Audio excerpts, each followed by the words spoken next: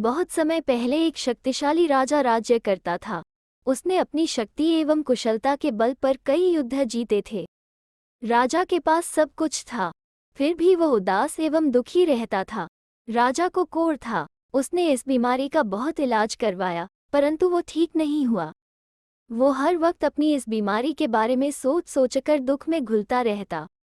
अंततः थक हार कर उसने अपनी बीमारी को लाइलाज मान लिया। एक दिन उनके शहर में एक वृद्ध विद्वान हकीम आया। वो चिकित्सा के साथ साथ ज्योतिष एवं खगोल शास्त्र का भी अच्छा जानकार था। जब उसे पता चला कि राजा को कोढ़ है और बहुत इलाज करवाने पर भी ठीक नहीं हो रहा, तो वह राजा के पास पहुंचा। उसने कहा, महाराज, जब मुझे पता चला कि किसी भी हकीम की दवाई आपकी बीमारी को ठीक नहीं कर सकी, तो मैं स्वयं को नहीं रोक सका। मैं आपकी बीमारी के उपचार के लिए आपके पास आया हूँ। महाराज, जड़ी बूटियों में बहुत शक्ति होती है। वे किसी भी बीमारी का उपचार कर सकने में सक्षम होती हैं। यदि आप मुझे अपनी सेवा का एक मौका दें, तो मैं आपकी बीमारी को ठीक कर सकता हूँ। हकीम की बात सुनकर राजा के मन में उम्मीद की एक किरण जागी। उसने सोचा, शायद इस हकीम की औषधि काम कर जाए। इसे एक मौका देने में क्या हर्ज है? ये सोचकर राजा बोला, ठीक है, मैं तुम्हें एक मौका देता हूँ। यदि तुमने मुझे इस बीमारी से मुक्ति दिला दी, तो मैं तुम्हें बहुत सारा धन एवं कीमती रत्न जवाहरात दूंगा। राजा से आज्ञा प्राप्त कर हकीम औषधि बनाने के कार्य में जुट गया। हकीम ने ढेरों उपयोगी जड़ी बूटियां एकत्र की और उन्हें पीसकर एक लेप बना लिया। तत्पश्चात हकीम राजा के पास गया और बोला, महाराज, मैंने आपके लिए उपयोगी जड़ी बूटियों को पीसकर एक लेप तैयार किया है। आप इस लेप को अपने पूरे शरीर पर लगाकर पूरे शरीर को कपड़े से ढक लें। लगभग 2 घंटे तक इसी दशा में रहने के बाद फिर गुलाब जल से स्नान कर लें। स्नान करने के बाद सो जाएं। ऊपर वाले ने चाहा तो आप बिल्कुल ठीक हो जाएंगे। राजा ने हकीम के निर्देशों का पालन किया। अगले दिन जब राजा सोकर उठा तो वो बिल्कुल ठीक हो गया था। उसकी लाइलाज बीमारी ठीक हो गई थी। राजा खुशी के मारे उछल पड़ा। अगले दिन जब हकीम राजा से मिलने गया तो राजा ने उसे अपने गले से लगा लिया और उसे सम्मान देते हुए अपने बगल में बैठाया।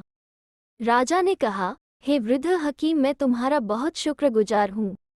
तुम्हारी औषधि ने चमत्कार कर दिया। तुम्हारे कारण आज मैं स्वस्थ हो सका हूँ। मुझे लंबी बीमारी से मुक्ति मिल गई है। ये कहकर राजा ने हकीम को फिर गले लगा लिया। स्वस्थ होने की खुशी राजा के चेहरे पर साफ झलक रही थी। राजा ने हकीम को पुरस्कार स्वरूप 10,000 सोने की मोहरें और कीमती रत्न जवाहरात भेंट किए। राजा ने हकीम के सम्मान में महाभोज दिया, जिसमें सभी नगरवासियों ने भाग लिया। सभी ने राजा को पुनः स्वस्थ करने के लिए हकीम को बधाइयाँ दी। सभी लोग बहुत खुश थे, परंतु एक व्यक्ति ऐसा भी था जो हकीम से चिढ़ा हुआ था।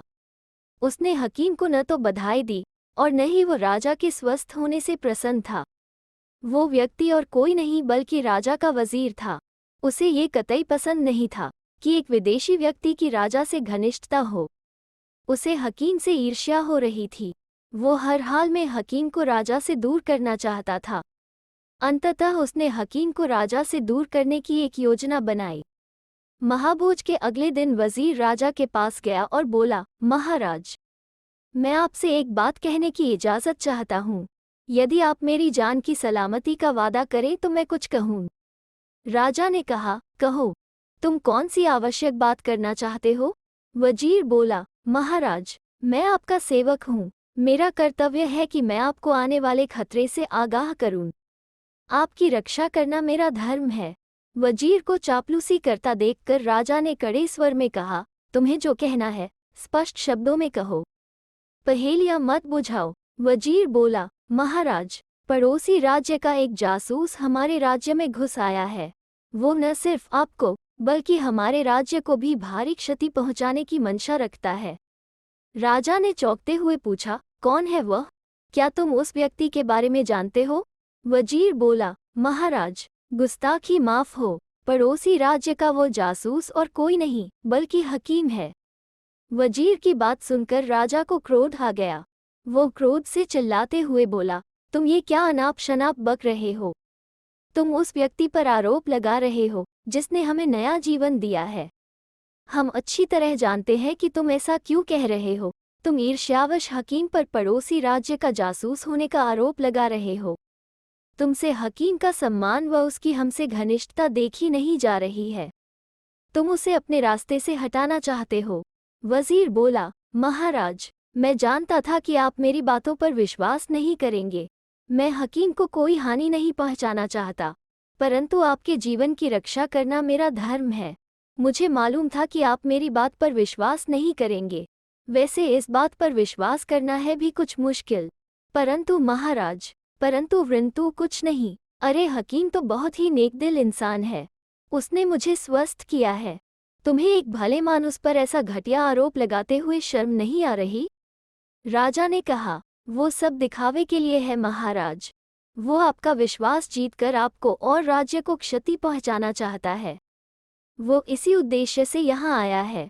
वजीर ने राजा को विश्वास में लेते हुए कहा। वजीर के तर्क सुनकर राजा के मन में संदेह का बीज पड़ गया। उसने सोचा, हो सकता है वजीर सत्य कह रहा हो। आखिर मैं हकीम के बारे में जानता ही कितना हूँ। हकीम मेरा विश्वास जीतकर अपनी योजना को क्रियान्वित करना चाहता हो। ये सोचकर राजा ने वजीर से पूछा, तो तुम ही बताओ कि मुझे क्या करना चाहिए? वजीर के चेहरे पर कुटिल मुस्कान तैर आई। वो अपने उद्देश्य में सफल जो हो गया था। अपने मनोभावों को छुपाते हुए वजीर ने कहा, महाराज, इससे पहले कि हकीम को ये आभास हो कि हमें उसकी सच्चाई पता लग गई है और वह भाग निकले, हमें उसका सिर काटकर धड़ से अलग कर देना चाहिए। राजा को वजीर की बातों पर पूर्ण विश्वास हो गया था।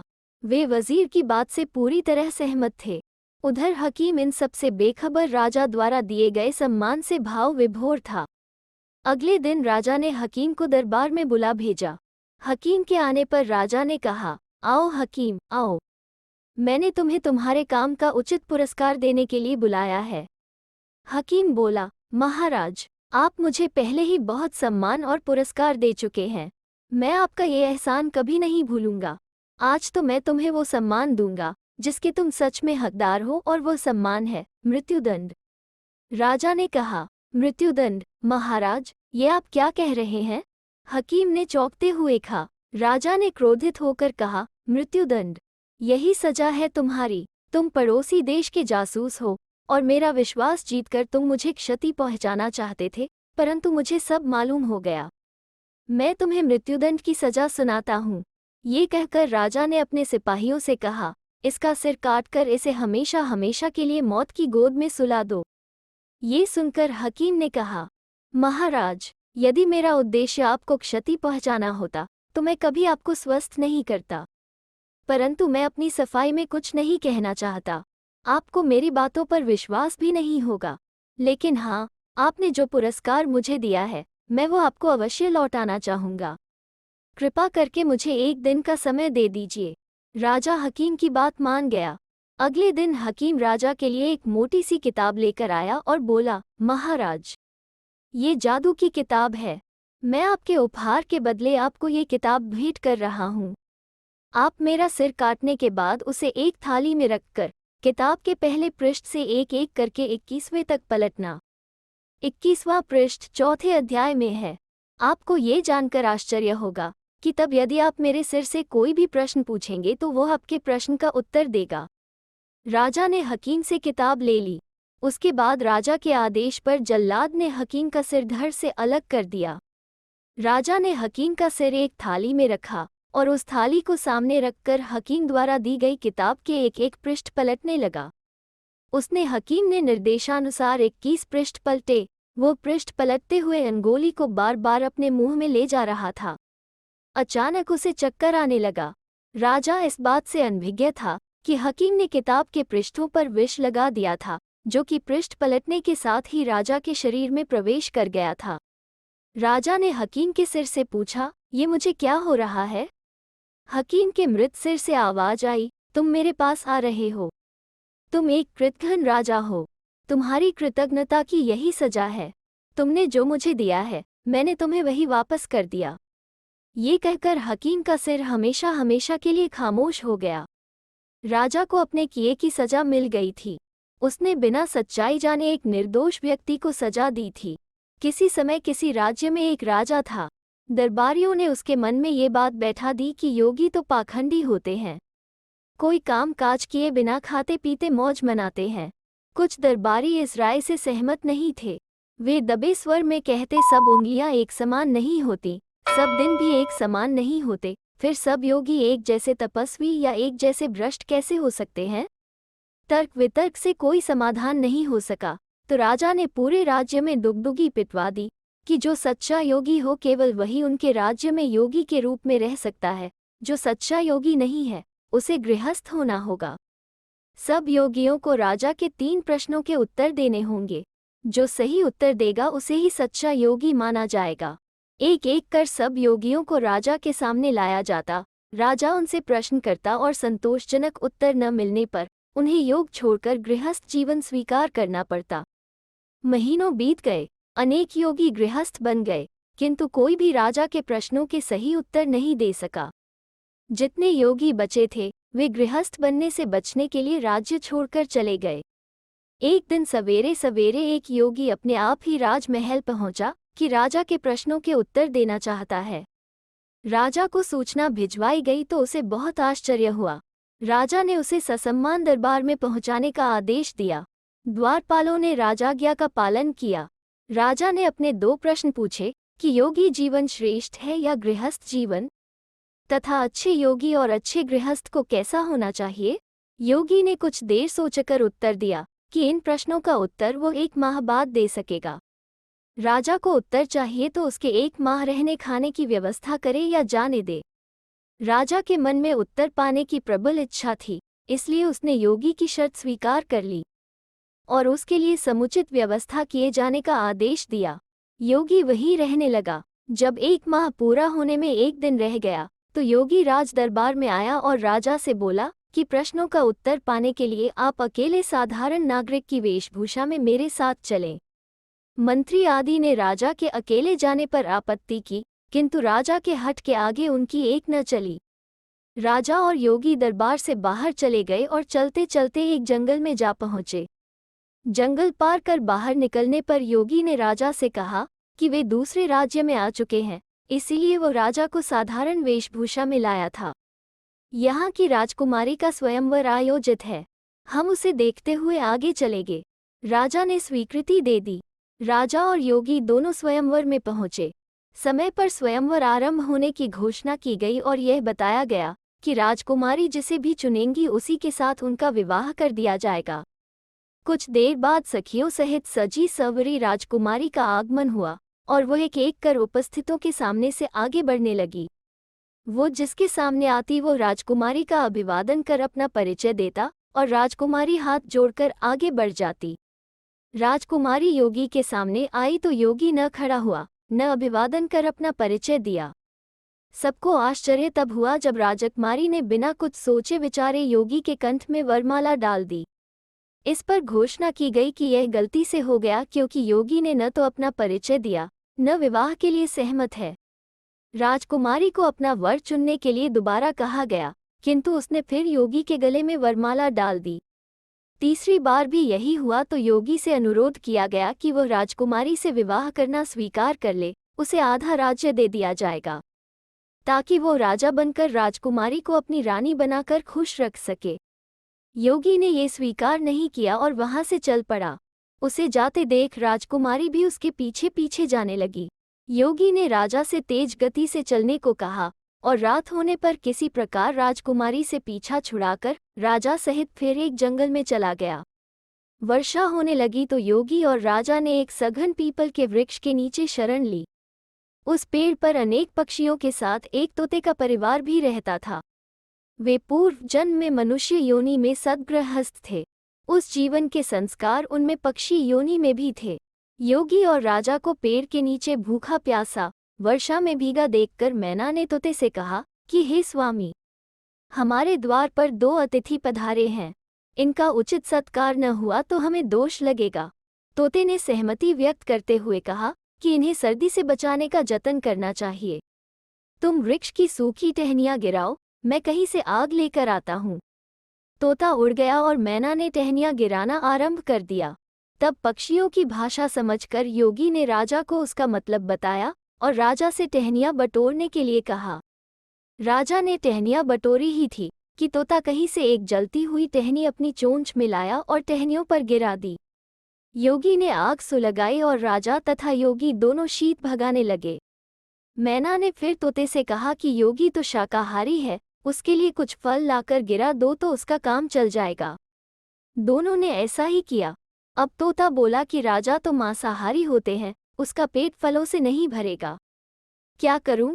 फिर सोचकर बोला कि हे प्रिय, तुम्हारे बिना ये छोटे छोटे चूजे मैं नहीं पाल सकूंगा, लेकिन मेरे बिना तुम इनको पाल सकोगी।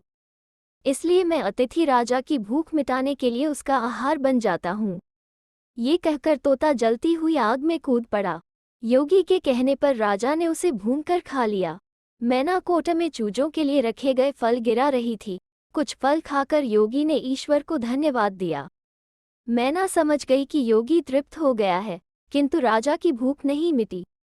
इस पर अपने चूजों को समझ बुझाकर मैना भी आग में कूद पड़ी। राजा ने उसे भी भूनकर खा लिया। चूजों ने अब भी राजा को अतृप्त देखा तो वे भी अग्नि में कूद पड़े। उन्हें भून खाकर राजा की क्षुधा मिट गई। राजा और योगी दोनों उसी झाड़ के नीचे सो गए। सुबह जागने पर राजा ने योगी को याद दिलाया कि उसकी शर्त के अनुसार 1 माह पूरा हो चुका है और उसे अपने प्रश्नों का उत्तर चाहिए। इस पर योगी बोला कि हे राजा, तुम मूर्ख और राजा होने योग्य ही नहीं हो। कल जो कुछ घटा, क्या उससे तुमको अपने प्रश्नों का उत्तर नहीं मिला? तुमने पूछा था योगी को कैसा होना चाहिए।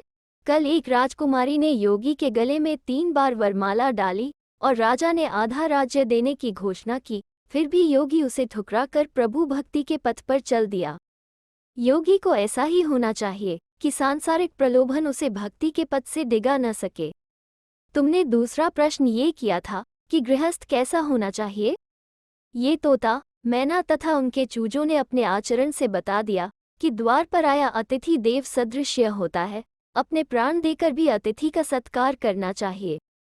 तुम्हारा अंतिम प्रश्न था कि योगी और गृहस्थ में से कौन श्रेष्ठ है। इसका उत्तर यह है कि योगी हो या गृहस्थ, अपने धर्म का पालन करने वाला ही श्रेष्ठ होता है। तुम राजा हो, तुम्हारा धर्म क्या है? योगी की बात सुनकर राजा का सर शर्म से झुक गया। वो समझ गया कि राजा प्रजा का पालक होता है। उसका धर्म प्रजा का पालन करना और उन्हें उनकी रुचि के अनुसार धर्म का पालन करने देना राजा का धर्म है। अपने राज्य में योगियों को उनके धर्म का पालन न करने देकर और सत्ता का भय दिखाकर योगियों को धर्मच्युत करके ये सिद्ध हो गया है कि वो राजा होने योग्य नहीं है। राजा ने योगी के चरण पकड़कर अपनी भूल स्वीकार की और स्वयं को योगी बनाने की प्रार्थना की। तब योगी ने कहा कि हे राजन, भूल करने के बाद उसे सुधारना ही धर्म है। भूल कर पलायन कर जाना सही राह नहीं है। तुम वापस अपने राज्य में जाओ और धर्मपूर्वक अपनी प्रजा की रक्षा और पालन करो। अपना जीवन सात्विक रखो, विलासी नहीं। यदि तुम्हारी क्षुधा प्रबल नहीं होती तो तुम भी फलों से संतुष्ट हो पाते और तोता, मैना व चूजों को प्राण नहीं देने पड़ते। राजा शर्म के कारण अपना सिर तक न उठा सका और रोते रोते योगी के चरण पकड़कर वचन दिया कि वो राजा होते हुए भी योगियों की भांति केवल प्रजाहित के लिए जिएगा, किसी तरह का मोह नहीं पालेगा और पक्षी परिवार का कृतज्ञ होते हुए नीर क्षीर बुद्धि से न्याय करेगा।